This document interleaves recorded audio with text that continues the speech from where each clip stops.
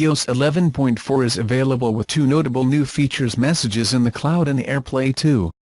We will immerse ourselves in updating Messages in another publication, but AirPlay 2 is a great business and support for multiple rooms, so multiple AirPlay 2 devices from a wide variety of manufacturers can play the same music at home, and allows two HomePod to play as a stereo pair.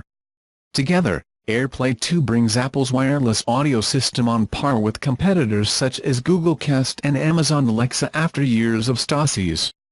This is the largest update on the audio side of AirPlay since it was first announced as AirTunes in 2004.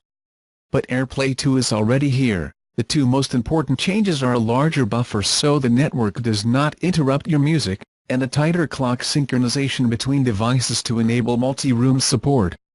It has been able to stream to several AirPlay devices from a Mac for years, but AirPlay 2 offers multi-room streaming to iOS and HomePod devices. AirPlay 2 also solves some long-standing hassles with streaming music from iOS. Now you can take a phone call, play videos and play games without interrupting the music.